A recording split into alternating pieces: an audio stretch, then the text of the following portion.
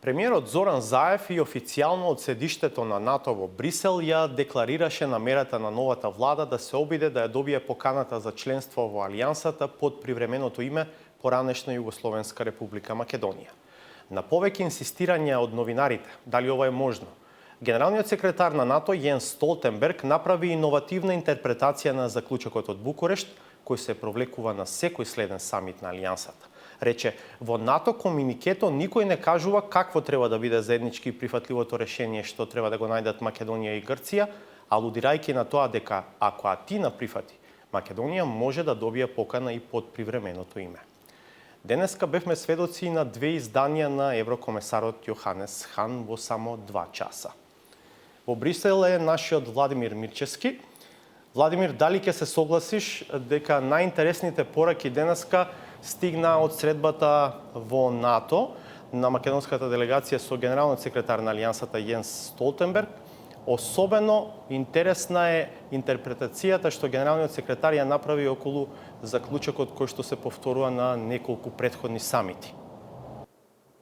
Да, секако, Васко, изјавата на Столтенберг беше последна во низата изјави кои што ги дадоа представниците на Европската унија пред него, а потоа и тој овде во Брисел по средбите со врвната, би ја нарекол, македонска делегација, која што денеска цел ден имаше набиена агенда овде во Брисел. Прашањето кој што беше поставено до Столтенберг е дека можеби сега веќе се видоизменети геополитичките, сериозно видоизменети геополитичките услови во регионот, влијанието на Русија и дали НАТО гледа некаков модалитет или пак начин како би можело да се дојде до зачленување на Македонија, со тоа и стабилизирање, дополнително стабилизирање на овој регион, меѓутоа воедно и демократизација. Во тој момент Столтенберг ја даде таа изјава дека НАТО не кажува какво треба да биде решението за прашањето за името, туку дека тоа решение само треба да биде заедничко, значи прифатливо и за Атина и за Скопје. Well, what we have stated clearly at every summit since 2008 is that we need a mutually acceptable solution within the NATO framework. So we are not explicit on what kind of solution. The important thing is that it has to be mutually acceptable, and as long as it's something which is accepted by Greece and of course by the former Yugoslav Republic of Macedonia, then we can start to move. But it's not for me to dictate or to specify exactly what kind of solution, as long as it is a mutually acceptable solution within a UN framework. Навистина, сиве овие години на блокиран процес во интеграциите на Република Македонија во НАТО не научи сите испрати порака, се надевам, до целиот регион, дека меѓу другото стоење во место предизвикува и кризи во Република Македонија. Како што реков, ќе се обидеме на сите можни начини да ја придвижиме Македонија кон нејзиното полноправно членство во НАТО. Јас очекувам подршка од граѓаните на Грција преку власта и преку опозицијата во поглед на решавање на овој проблем. Постојат овде алтернативи, ние се надеваме дека и со привремената референца можеме да станеме членка на НАТО, а при тоа продолжуваат разговорите на Република Македонија со Грција за нашиот интегративен процес во Европската унија.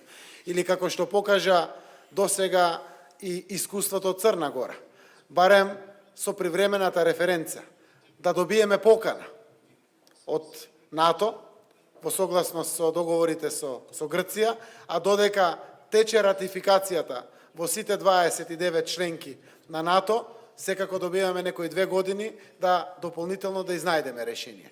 Сите можни алтернативи за нас се на располагање, секако зависи тоа многу од нашиот јужен сосед, но ние ќе бидеме само причина повеќе за да се изнајдат позитивни решенија за стабилност на регионот, а секако тоа е највозможно ако меѓу другото и Македонија стане полноправна членка на НАТО алијанса.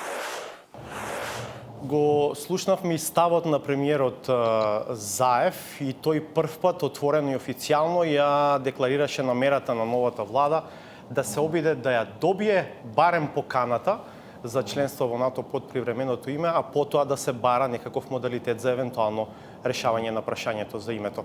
Владимир, интересно денеска како да видовме две изданија на еврокомесарот Хан, едно на пресконференцијата посветена на Западниот Балкан и друго малку подоцна на заедничката пресконференција со Зоран Заев, како некој во меѓувреме да интервенираше кај хан, па мораше некако да ги преиначува своите ставови. Токму така, Васко, имав можност да присуствувам на двете пресконференции на Јоханес Хан. Станува збор за настани кои што се одвоени час и половина еден од друг. Првиот беше, би го нарекол, еден заеднички настап за Западниот Балкан, вториот беше конкретно само за Македонија и за средбите со премиерот Заев и со владината делегација. Во првиот настап, иако буквално бомбардиран од прашања конкретно за Македонија, Јоханес Хан имаше многу цврст и јасен став, кој што најлесно можело да се преточи со зборовите испорачајте и ние ќе испорачаме. Значи, би го цитирал буквално еврокомесарот кој што рече дека доколку нашите колеги и пријатели во Скопје испорачаат, и ние како европејци ќе мораме да испорачаме нешто повеќе. Меѓутоа, само час и половина подоцна, на пресконференцијата по средбата со македонската владина делегација, Јоханес Хан имаше во најмала рака, би го нарекол, повоздржан став, а впечатокот дефинитивно е како да станува за збор како за некој друг политичар, а не за тој истиот човек од пред час и половина, каде што тој на нашите прашања, најдиректни, најконкретни, што значи тоа што би испорачала Европската унија Брисел, конкретно кон Македонија, ако таа ги завршува своите реформи, тој само даваше воздржани одговори и зборуваше за компромис. I suppose that all member states have understood that the fact they haven't been able to agree on opening accession negotiations in the past 8-9 years has led to the developments we have faced in the last 1 or 2 years, and therefore I suppose there is I hopefully a change of thinking about this, and it's now also on us, the Europeans, to deliver, provided colleagues and friends in Skopje deliver. I think also the European Union should have learned its lesson, and I hope we will find a solution at least to start negotiations. Пред еден час на пресконференција рековте дека се надевате дека сите земји членки ја научиле лекцијата од тоа што ќе се случи ако не се гледа подалеку во перспектива или во возможување на европската перспектива на земјата, и тоа се што поминуваше Македонија во изминатите неколку години. Меѓутоа, само пред 2 дена имаме изјава од грчкиот министер за надворешни работи кој што јасно кажа дека грчките позиции се тие: без решение за името нема напредок. Значи, во оваа ситуација сега Македонија под длабока криза, очигледно дека елементите за решавање на името не се подредени во ред кој што би овозможил брзо решение за името. Прашањето е како мислите да се напредува во европската агенда на Македонија? Од една страна, од друга страна прашањето за името. Споменавте дека треба сите земји членки, вклучително и соседите, да ја разберат важноста на стабилен регион и демократски регион. Значи, моето прашање е како тоа ќе успеете да го постигнете? Ќе разговарате ли со вашите грчки колеги, како што веќе самиот најавивте пред извесен период?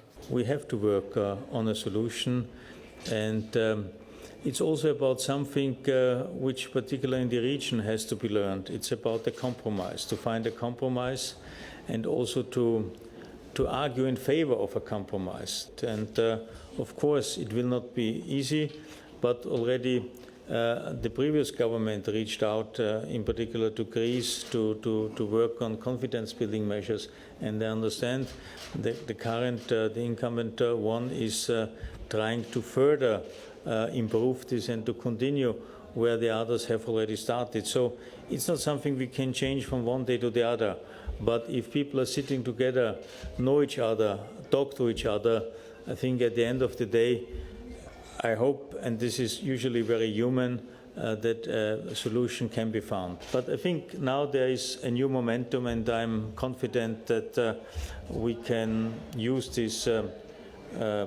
situation, and hopefully we can make progress. Is it technically feasible for the European Union and politically acceptable from your side to file an application or go forward with the provisional name that already is in place, FYROM? In terms of opening negotiations or opening chapters, we need the unanimous agreement by all member states. This is why we have to find a solution which is acceptable for all the 28, and I don't exclude anybody. and include everybody. So we have to find a solution because we cannot go forward with any provisional agreements, etc. We need for each step the unanimous decision by all our member states, and this is why we have to find a solution. Еве, ова беа двете изданија на комесарот Хан денеска во Брисел, она за што зборувавме пред малку со колегата Мирчевски. Владимир, какви се впечатоците во делегацијата на новата влада денеска од средбите во Брисел? Кусо речено, тие се оптимисти. Нивните зборови се дека се многу оптимисти, дека сите 4 средби кои што ги имаа денеска во Брисел поминале одлично, дека тоа што било кажано е дека ќе има поддршка за Македонија, Македонија да го турка својот дел од работата, да работи на реформите на Прибе, а дека потоа исто така нешто ќе се обиде Брисел да испорача, да врати. Интересно е дека на 26 јуни во Скопје доаѓа еврокомесарот Јоханес Хан, кој што ќе присуствува на седница на владата. Како што веќе реков, оптимизмот е голем, очекувањата исто така се големи, меѓутоа јасно е дека ќе треба многу работа.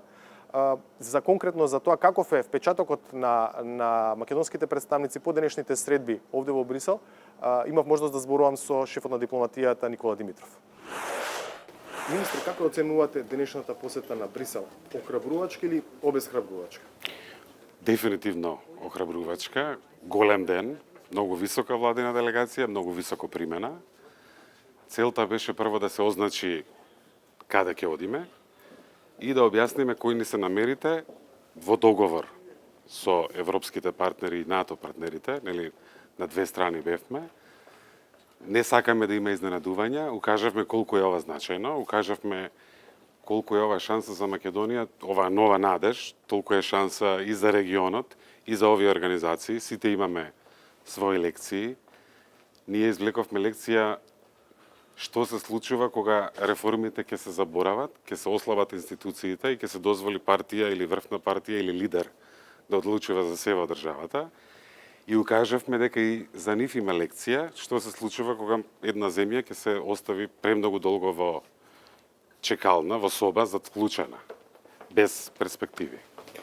Последна изјава во денот од гостите каде што вие денеска бевте дојде од генералниот секретар на НАТО Јенс Столтенберг, кој што на еден изненадувачки начин кажа дека НАТО не збора за тоа какво треба да биде решението за името со Грција, кој што е главна пречка и за едниот, да кажем и за другиот ЕУ процес, туку дека треба да биде заедничко решение.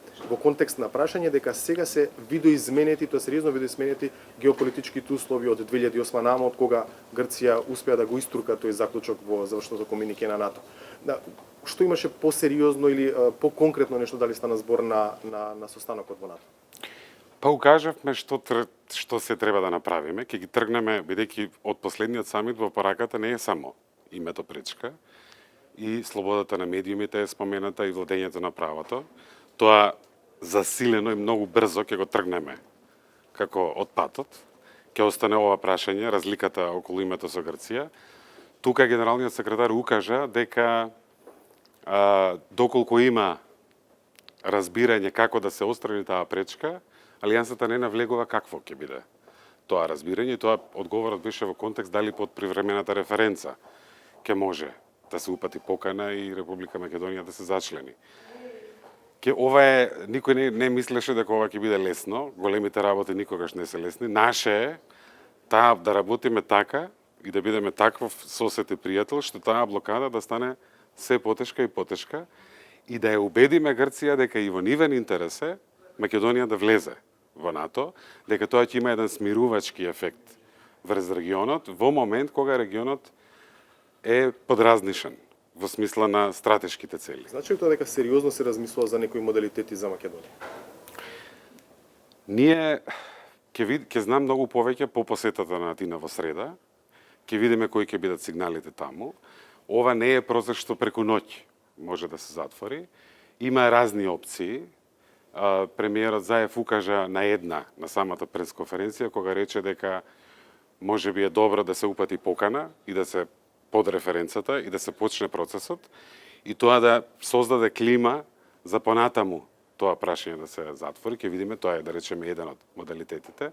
Она што е главно е дека ние ќе дадеме се од себе во рамките на она што го дефинира националниот интерес, да пробаме да искористиме оваа шанса, ќе биде фатално и мислам дека на тоа ќе работам силно и НАТО и ЕУ да разберат колку е ова голема шанса и за овие организации. Ќе биде многу лошо ако оваа шанса се пропушти. Интересен беше настапот на еврокомесарот за проширување Јоханес Хан само еден час пред вие да се сретнете со него, каде што тој, зборувајќи на пресконференција за Западниот Балкан, кажа дека ако нашите пријатели, колеги во Скопје испорачаат, тогаш ние како европејци ќе мора да испорачаме. Меѓутоа само час и половина подоцна тој веќе зборуваше за испорачување, меѓутоа во контекст на компромис со Грција. Како да чуевме, два хана во еден изден.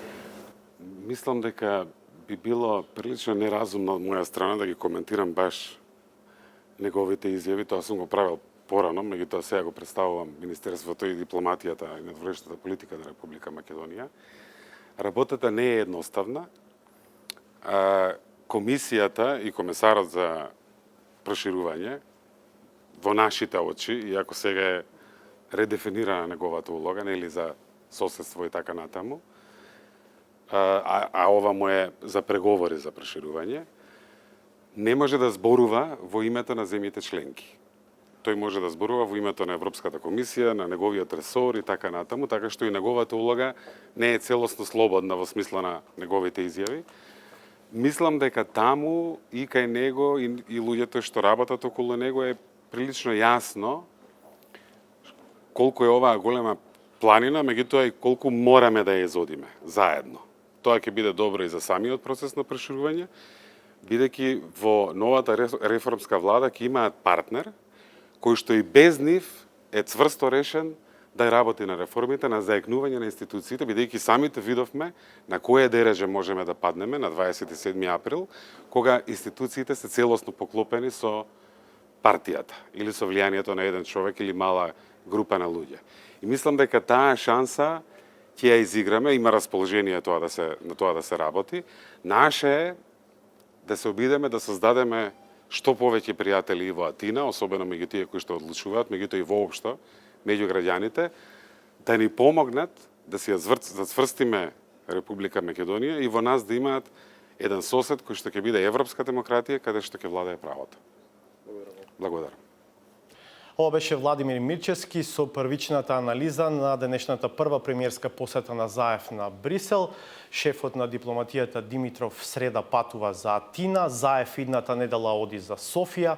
Се очекуваат Прибе, а потоа, како што слушнавте, и Хан во Скопје, така што веќе до крајот на јуни некои од овие дилеми за кои вечерва зборувавме можат да бидат разјаснети.